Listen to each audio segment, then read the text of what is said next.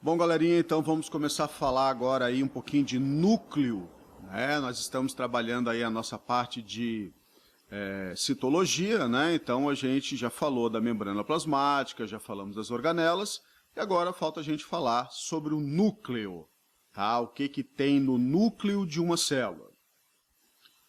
Bom, o que que é o núcleo? O núcleo é o centro de controle, basicamente, da célula. Tudo que acontece dentro de uma célula depende daquilo que está no núcleo. E o que está lá no núcleo? O nosso DNA. Então, o nosso material genético, o DNA, que está lá dentro, é o grande responsável, basicamente, pelo comando de tudo aquilo que vai acontecer na célula.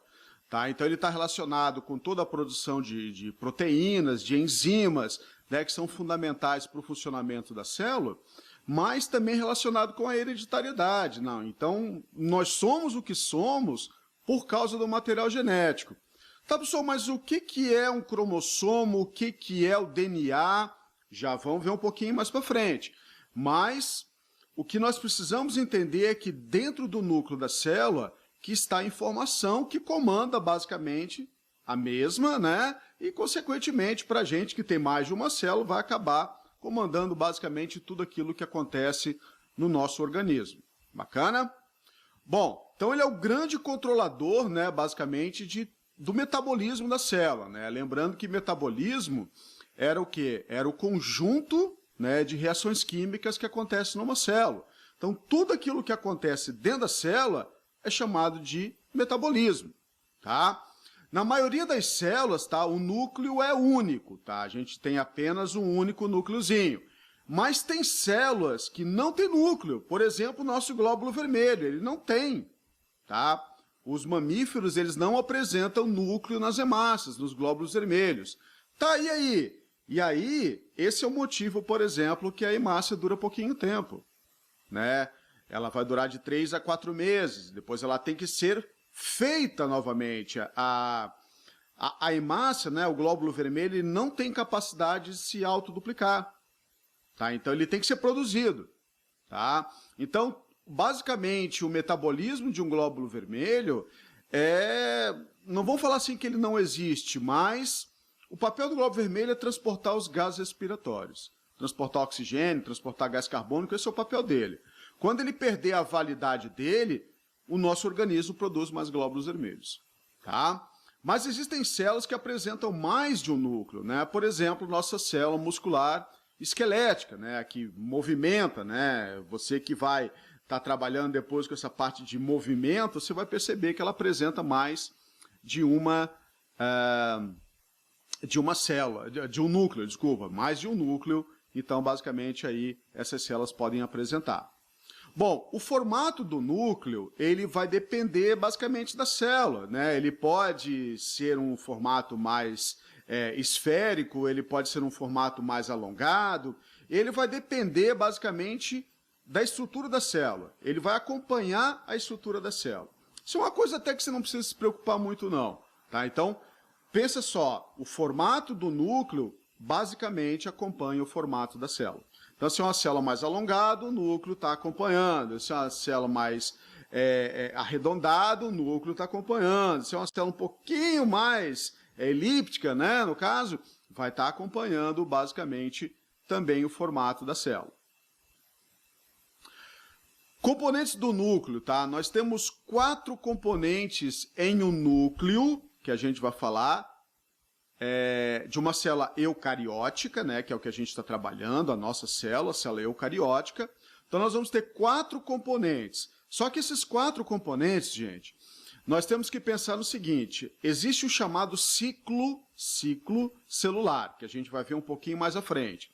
Então, o ciclo celular, quer dizer, o ciclo de vida da célula, ele é composto de 2 grandes momentos. Tá? O momento chamado de intérfase, que é o maior momento, tá? Tem células que vão permanecer eternamente em intérfase, né? Nascem, depois elas entram no período lá de intérfase e até o final da vida. Tá? Até o final da vida dela, né? Então, no caso. Então, e a gente tem o outro momento do ciclo celular, que seria um momento de divisão celular.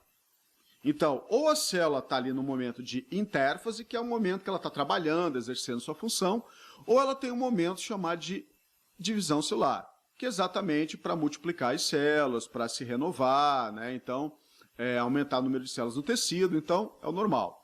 Então, nós estamos falando agora dos componentes do núcleo interfásico da célula eucariótica.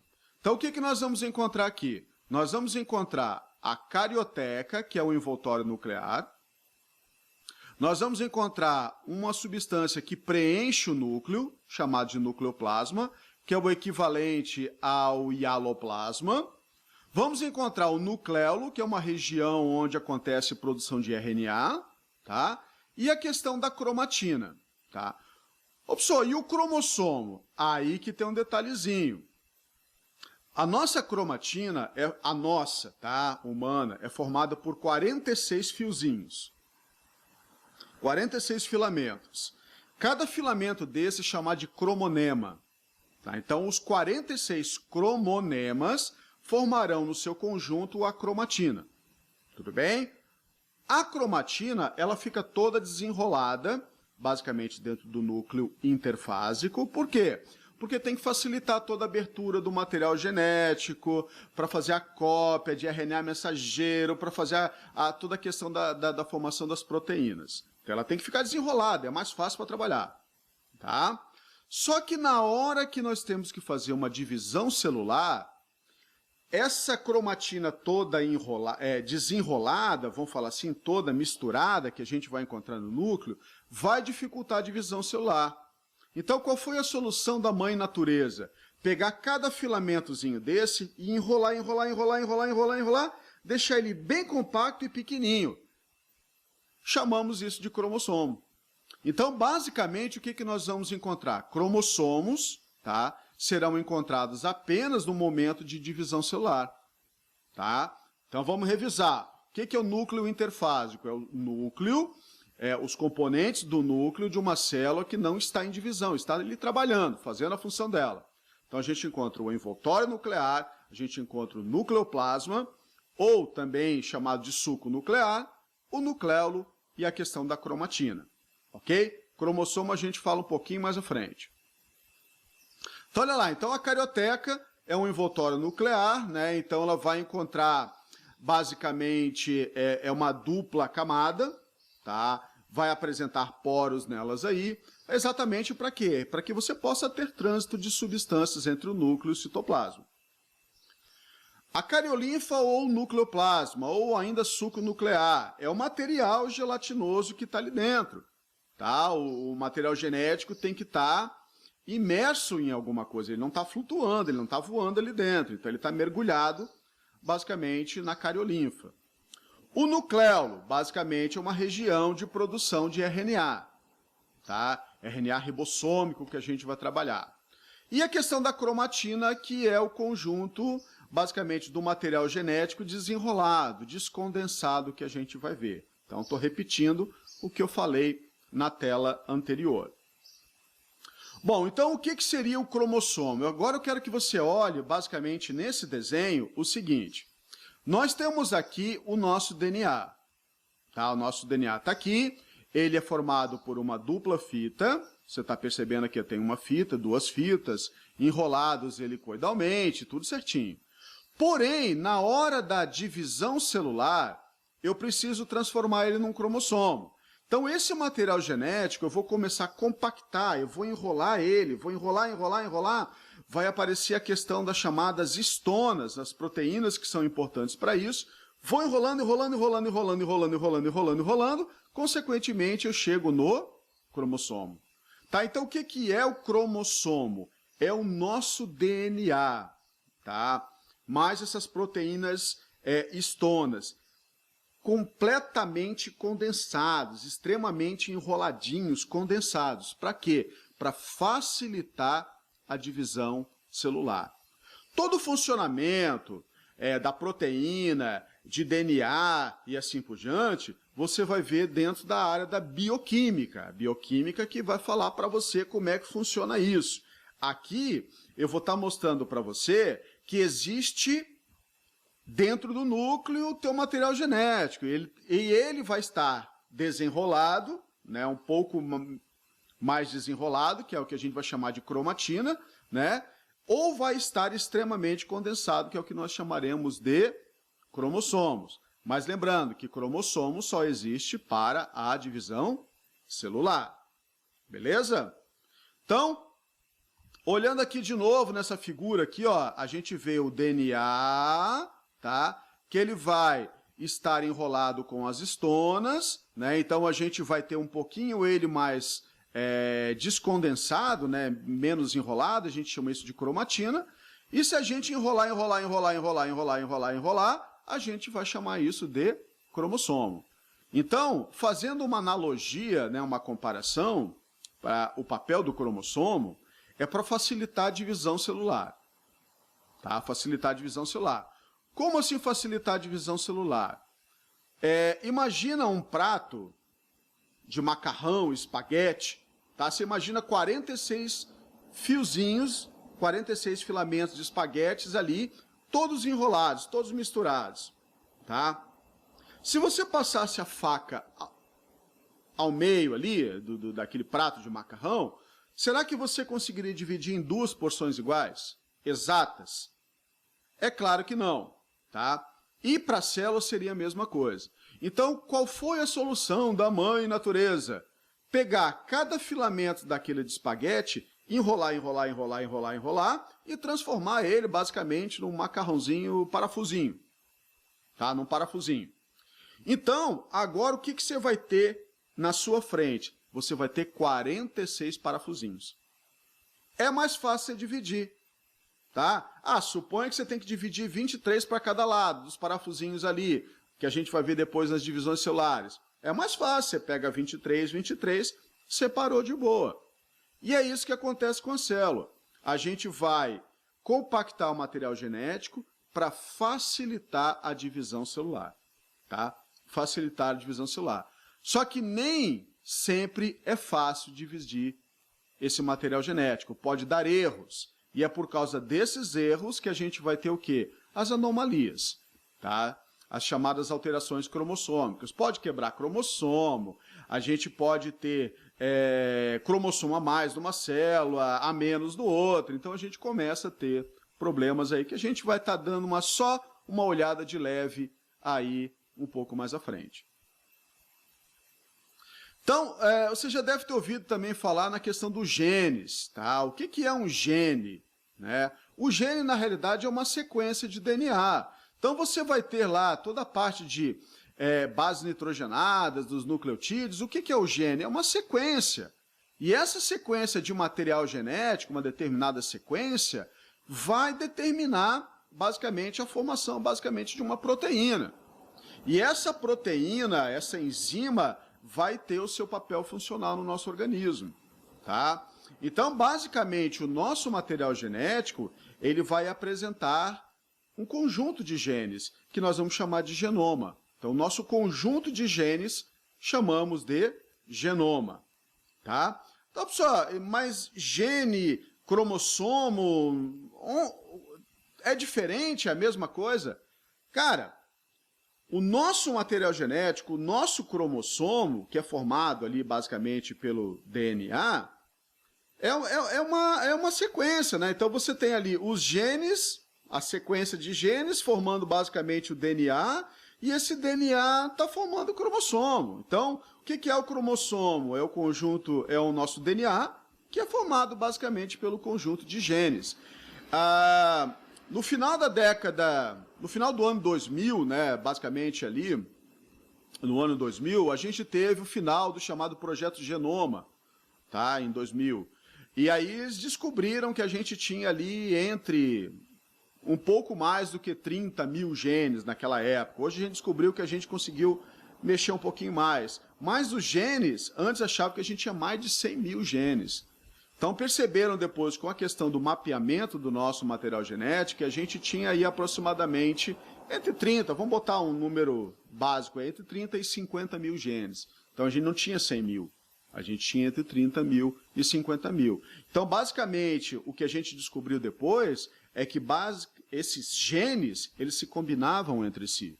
Então, um pedaço de um pedaço de outro, basicamente formavam a informação básica que a gente precisa para ter, basicamente, a célula como um todo. Tá? Então, aqui embaixo você vê uma definição. Ó, um gene é um segmento de DNA. Então, segmento, ele vai codificar a síntese, a formação de um produto funcional. Uma proteína, né, vai depender aí, que vai determinar a manifestação de uma característica. Então, vou te dar uma característica. Tá? Então, o gene trabalha na formação, basicamente, de uma proteína. Ok? Então, a gente vai estar dando uma olhada nisso daí. E o que é o cromossomo? Vamos estar dando uma olhadinha agora no que ele é, na estrutura dele. Tá? Então, nós vamos perceber aqui nesse desenho, onde estou apontando aqui, o cromossomo ele vai apresentar duas metades. Tá? Duas metades. Isso aqui, antes da divisão celular, a gente vai ter todo um processo de duplicação do material genético, que a gente vai ver um pouquinho mais à frente, mas a ideia é que o cromossomo ele vai ter duas metades. Cada metade dessa aqui, cada metade dessa, eu vou chamar de cromátide. Cromátide. Como o cromossomo tem duas cromátides, duas metades, e as duas metades são iguais no início do processo de divisão celular, a gente vai chamar elas de cromátides irmãs, porque elas fazem parte de um mesmo cromossomo. Existe uma região que a gente chama de uma constrição, um estrangulamento, chamado de centrômero. Então, esse centrômero aqui é o que une a cromátide da esquerda com a cromátide da direita. Tá? Então, uniu as cromátides irmãs, o centrômero. Pode haver uma constrição secundária, tá? E pode haver a presença de uma estrutura mais isolada, né? Que a gente vai ter uma região chamada de organizadora do nucleolo, que é o chamado satélite. Tá? Mas isso não é comum aparecer, basicamente, em exercícios, nada. Mas, só para você entender que o cromossomo ele tem duas metades, tá? Cada metade nós chamamos de cromátide. São unidas através do centrômero, que é uma constrição. Por causa desse centrômero, da posição do centrômero, porque ele pode estar exatamente no centro, ele pode estar deslocado um pouquinho, nós vamos ter cromossomos diferentes. O que vai diferir? O tamanho e a quantidade de informações. Então, basicamente, você vê aqui, ó, o cromossomo metacêntrico. O centrômero dele está exatamente no meio. Então, você vai ficar com duas metades basicamente iguais. Tá? Chamado de metacêntrico. O submetacêntrico, nós vamos ter o centrômero deslocado um pouquinho do centro. Então, nós vamos encontrar o quê? A gente vai encontrar o que a gente chama de braços menores e braços maiores. Tá? Então, ele está deslocado um pouquinho do centro. O acrocêntrico já é um cromossomo bem menor. Basicamente, é como se você tivesse daqui para baixo o cromossomo. Então, a gente vai apresentar braços bem pequenos aqui em cima e braços maiores embaixo, chamado de acrocêntrico. E quando a gente tiver, basicamente, só os braços de baixo, tá? Nós vamos chamar isso de um cromossomo telocêntrico. Então, basicamente, a posição do centrômero vai determinar o tipo de cromossomos que nós estamos trabalhando. Então, existe a possibilidade de 4 tipos de cromossomos. Lembrando que isso é um material genético extremamente enroladinho, né? O que são células haploides e diploides? Tá? Nós vamos falar depois, na divisão celular, que existe a tal da célula 2N e célula N. O que significa esse N? N significa o conjunto completo de cromossomos.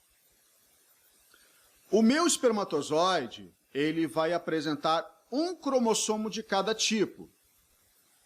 Então, um cromossomo, um N. Tá? Então, você vai ter o N, tá? Que significa um conjunto completo. Por que um conjunto completo? Porque o espermatozoide tem que ter 23 cromossomos para se juntar com o óvulo, que também tem 23 cromossomos. Então, para quê? Para somar 23 com 23 e dar 46. Então, como agora eu tenho 46 cromossomos, eu não tenho mais apenas um conjunto, eu tenho dois conjuntos. Por isso que eles são chamados de células 2N, são células diploides. Então, o que nós vamos encontrar? Os cromossomos aqui embaixo, você vai olhar, ó, eles estão aos pares, 2 de cada tipo. Células haploides não estão em pares, não estão em pares, é um só de cada. Então, 1N, um de cada tipo, que a gente vai encontrar, no nosso caso, a questão dos gametas. Então, basicamente, no nosso organismo, nós vamos encontrar células diploides, né, que a gente vai chamar de células somáticas, que são basicamente as células do seu corpo como um todo, tá? Tirando os gametas. Então, o seu neurônio, 2N. A sua célula muscular, 2N. A sua célula presente lá no estômago, né, a formação da estrutura do estômago, 2N. Uma célula da epiderme, né, que você vai encontrar formando aí basicamente a camada externa da sua pele, 2N. Agora, o espermatozoide, o óvulo, pronto para fazer o papel deles, você vai encontrar que eles são chamados de haploides. Então, significa um cromossomo de cada tipo. Tudo bem? Isso é importante, gente, você entender o que é um diploide e o que é um haploide, para que você possa entender o processo de divisão celular. Tá? Porque a gente vai encontrar momentos que a gente vai ter uma célula diploide gerando diploide, ou a gente vai ter momentos de células diploide gerando células haploides. Tá? Então, dois conjuntos ou um conjunto de cromossomos. Beleza? Então, outro conceito básico que eu preciso que você entenda antes da gente entrar na divisão celular é o conceito de cromossomos homólogos. O que são cromossomos homólogos? São cromossomos do mesmo par. Cromossomos do mesmo par. Nós, temos 23 pares de cromossomos. 23 pares de cromossomos. Ok? Então, vamos pensar no par número 1. Tá? No par número 1. No par número 1, eu recebi um dos cromossomos do meu pai e o outro recebi da minha mãe. Par número 2, eu recebi um do meu pai e um da minha mãe. Então, quer dizer, eu estou recebendo um cromossomo do pai e um cromossomo da mãe. Um cromossomo do pai e um cromossomo da mãe. Então, a gente vai ter pares de cromossomos. Isso é importante, vocês vão ver uma hora na genética, que aquele esquema do que você já ouviu falar do tal do azão, do azinho, que na verdade a gente representa os genes pelas letrinhas aí, onde está o azão? Num cromossomo, onde está o azinho? No outro cromossomo. Então a gente tem um par de cromossomos, os homólogos, num deles estaria o azão, no outro estaria o azinho, ou poderia ser dois azões, dois azinhos, mas as informações elas são equivalentes, tá? Elas são genes para o mesmo tipo de informação. Pode ter qualidades diferentes, mas como você vê aqui, ó, num cromossomo está a questão da cor dos olhos, no correspondente dele também cor dos olhos. Você não vai estar misturando cor dos olhos com cor do cabelo. Tudo bem? O que é um cariótipo? Tá? O cariótipo, na realidade, é o conjunto, é a definição que nós damos para o conjunto de cromossomos de uma célula.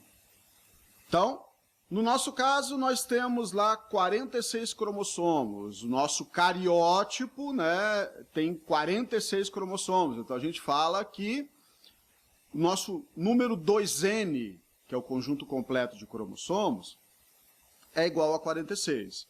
Então, nesse cariótipo, nesse conjunto de cromossomos, nós vamos ter, no nosso humano, nós vamos ter 44 cromossomos, tá? 44 cromossomos, 22 pares, que nós nomeamos, né? A gente numerou esses pares em.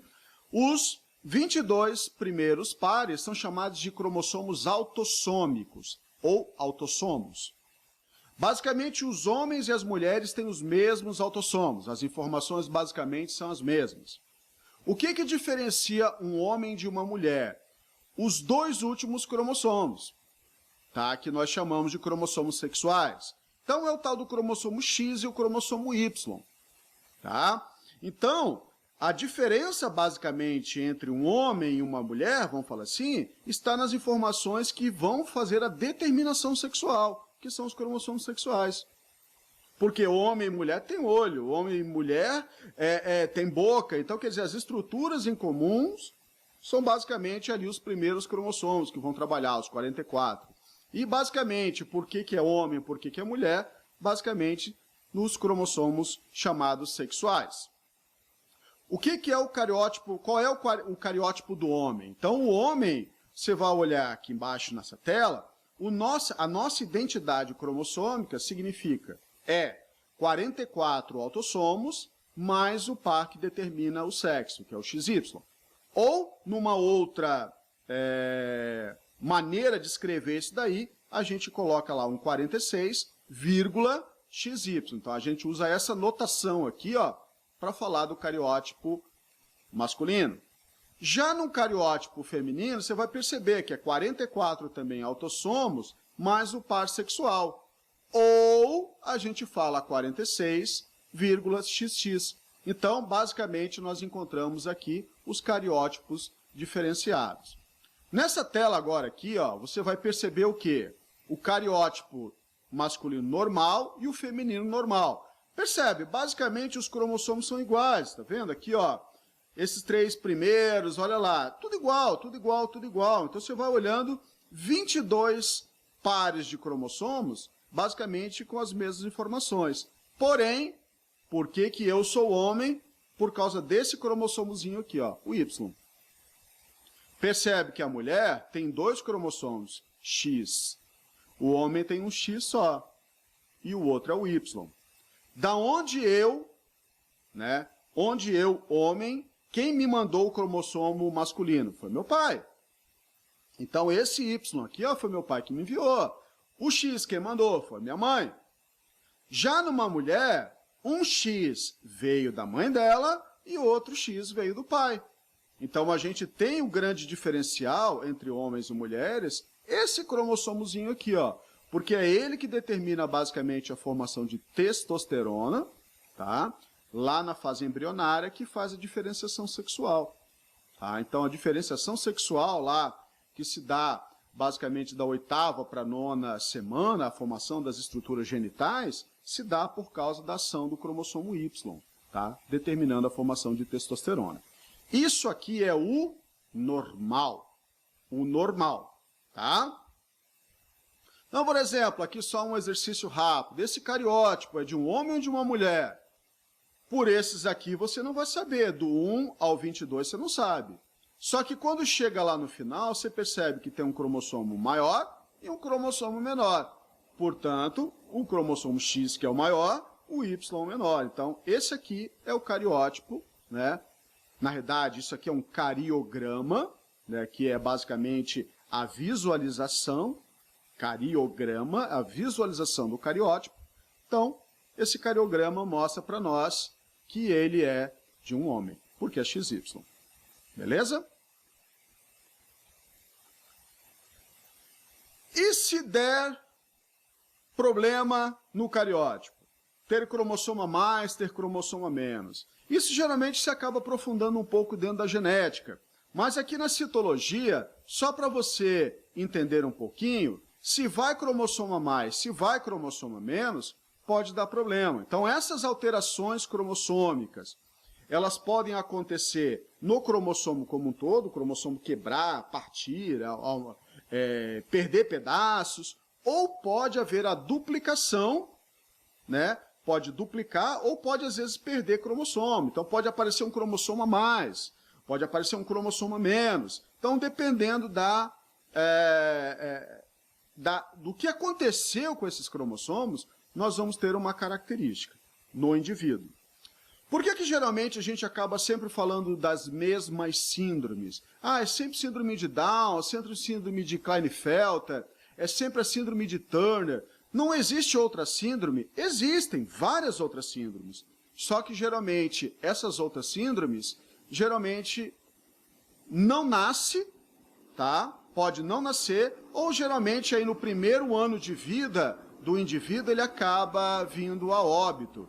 Então, a gente geralmente acaba trabalhando com as síndromes que o indivíduo consegue basicamente chegar até a idade adulta, tá ok? Então, basicamente, são poucas as síndromes que acontecem isso. Então, essa alteração aí, basicamente, de número de cromossomos, né, que a gente vai trabalhar aqui, a gente chama de aneuploidias. Por quê? Porque vai ter um problema no conjunto total de cromossomos. Tá? Então, a gente vai ter, no caso das aneuploidias aqui que a gente vai trabalhar, a gente vai ver que o indivíduo pode ter perdido um par inteiro de cromossomos, a gente chama de nulissomia, ó, 2N menos 2. Então, se o indivíduo era para ter 46 e perdeu 2, perdeu um par, por exemplo, ele está com 44 cromossomos. Uma monossomia, ele perdeu um cromossomo, então ao invés de 46, ele tem 45. Uma trissomia, ele tem um a mais, então 2N mais 1. Então, um dos pares não é par, é um trio. Tá? Então, a gente vai encontrar depois essas características um pouco mais à frente. Então, exemplos dessas aneuploidias, a gente vai ver a síndrome de Turner, a síndrome de Down, Klinefelter, Edwards, tá? Que a gente vai encontrar cromossomos a mais ou a menos. Tá? Aqui você tem uma tabelinha dos principais tipos de aneuploidias que a gente vai encontrar. Muitos deles, como eu falei para vocês, não chegam à idade adulta. Tá? Então, por exemplo, essa síndrome de Patot, geralmente aqui tem um cromossomo 13 a mais, o indivíduo morre no primeiro ano de vida, se nascer. Tá? A síndrome de Down, essa é bastante conhecida, né? É também chamada de trissomia do cromossomo 21. Então você vai perceber que o indivíduo tem 47 cromossomos, não tem 46. Olha lá o problema onde está. Ele tem um cromossomo 21 a mais. Tá vendo? É tudo par. Chegou no 21, um a mais. Qual é o problema desse indivíduo?